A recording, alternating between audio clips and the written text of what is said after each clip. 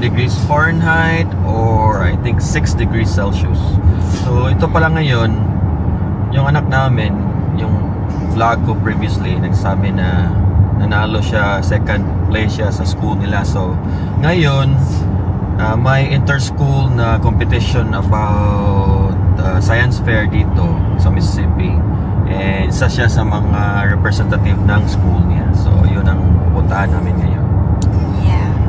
So maaga kami gumising ngayon kasi maaga yung pag-prepare din ng mga gamit or set up ng project nila dun sa event. So yeah.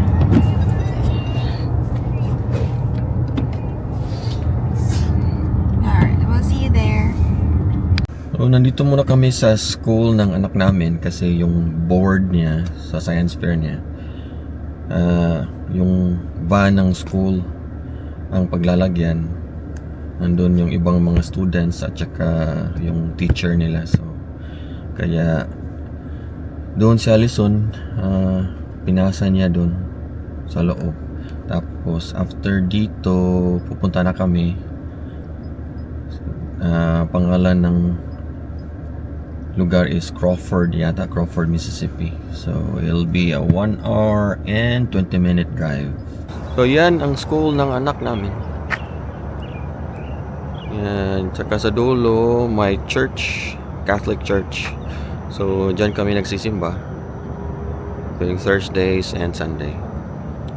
The sun is coming up, are you ready to go? We can take a ride, we can take it slow. Your will is my law, I'ma let you be the boss, 'cause I'll go where you go. I'll take you to a place we can see it all. Step off the edge, I can break your fall. Your will is my law, I'ma let you be the boss, 'cause I'll go where you go. When you fall down, I'll get you back up again. The things you try. So yun, nandito na kami. So ang town na to tinatawag na Crawford, Mississippi. And liblib na lugar talaga to. Ang population lang dito pa lang 2022 was 421 people. So napakaliit lang. And itong lugar na ito, isang event venue. Pwedeng dito kasal or mga conferences, pwede dito. So dito na held yung science fair competition nila. So ang daming palang kuan, ang daming mga schools pala na kasali ngayon dito. And It's a good experience for our son, but for us as well. for us as well. And so pagdating namin dito, we arrange his presentation. That's why we bought it. They want, but they can take it.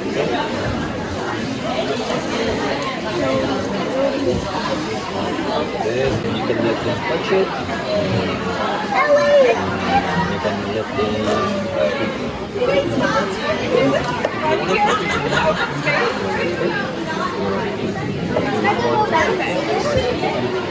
and then what's the purpose of sweeping?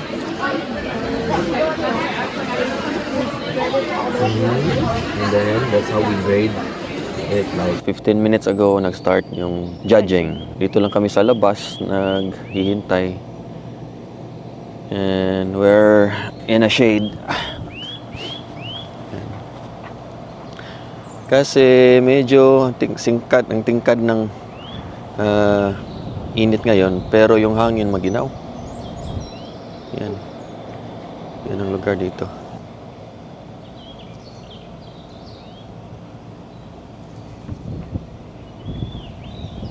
Itong lugar na ito, napaka-green. Parang nasa forest tayo. So yun. So yun, tapos na ang anak namin. And yan, how was it? Good. Good? So may mga food trucks dito. kasi it's already 11:30. So may mga food trucks dito. Doon yan si Allison mag-order.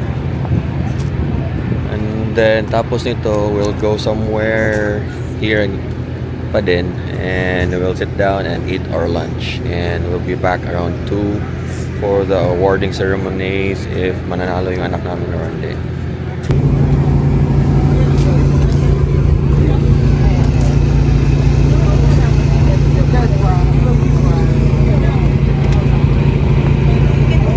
So tapos na kaming mag-order ng lunch. Nandito kami sa gilid ng venue. Yan si Allison, si Jansoy, Wait, is this catfish? and then ito yung surroundings namin. I thought it's nuggets. There's nuggets over there. Here, this yours. Oh. Yan. And whose That's is the this? surroundings here. Then yan ang venue. May mga nagtatambay din dyan, mga families din. Gusto lang painit, pero tayong mga Pinoy, dito tayo sa shaded area. Yan. So yan, kakain muna kami, then at 2 PM yung results. So sinong nananalo. You did a good job today. I think you're having a unlucky day today. No? It's just a small spill or something. That's alright. Hi. I'm not gonna eat it. I'm just letting it.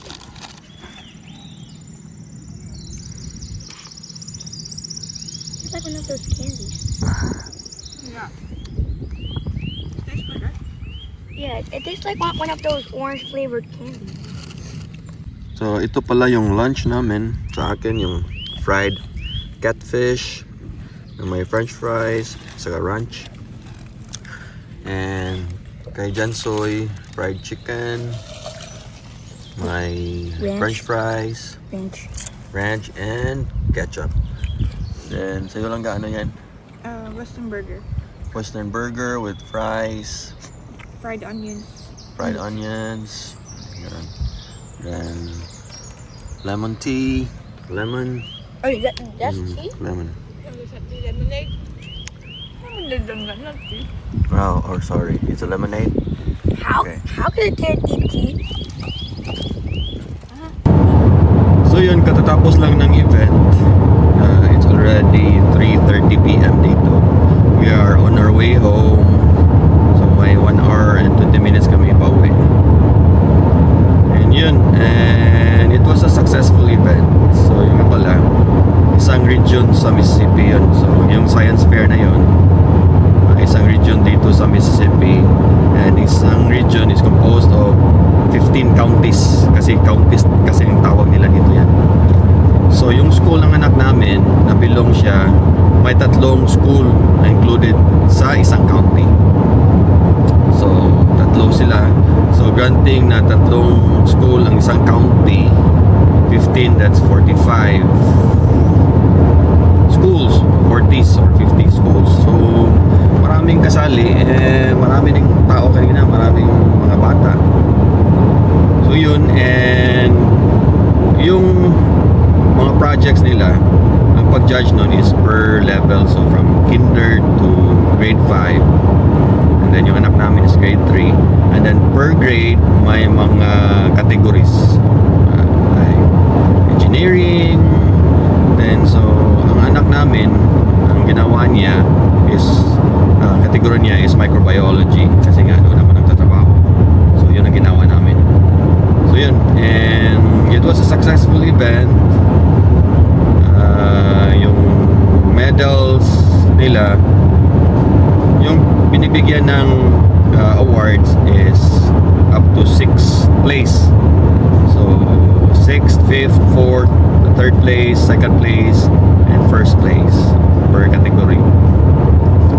So yun, we are really happy kasi nanalo yung anak namin, si Wiljan, and he won the 3rd prize. So, 3rd place, Wiljan Soko. yay! Go, go, go, go, go, go, go! 2nd place, Madeline Brown.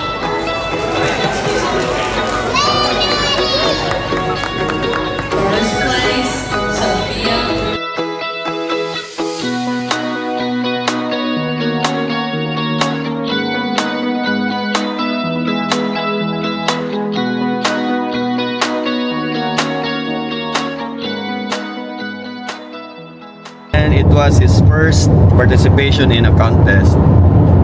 First sa school niya, he won their second prize, and then first in the whole region, so inter-county, so 15 counties. So he placed third place. So masaya kami ngayon, and his hard work paid off. Kahapon we review it, nag-study kami kahapon. So yun, we're really happy. And pero siya chill, walang, para lang naglalaro kanina. Ang ninervyos kaming dalawa kung mananalo ba hindi. Pero yun nga, nanalo, so we're really happy. And ipapakita ko yung mga clips or yung pictures dito sa vlog na ito sa kanya. And yun, so yun, it was a successful event and a successful day for us. Another day as a migrant here in the US, in Mississippi. So yun, and mamaya naman may tutulungan kaming worker ni Allison na Pinoy din, kasi lilipat na siya ng ibang state. So tulungan namin na buwasan siya ng U-Haul kasi mag-road trip din. Punta siyang Virginia, so malayo, ewan ko kung ilang oras yan, malayo yan. So yun ang gagawin namin mamaya pagdating namin dun sa Meridian, Mississippi. And yun, it was a birthday gift for Wiljan. And ito, may mga cows dito. So yun nga, yung county, yung hindi county, yung town na ito, isa siyang farming town. May mga cows, may mga fields. Ang population lang ng town ito is 421 noong 2022. So mga nakatira lang dito yung mga farmer siguro na nagtatrabaho sa farms. So yun, napaka-isolated yan, napaka-rural na area dito sa US.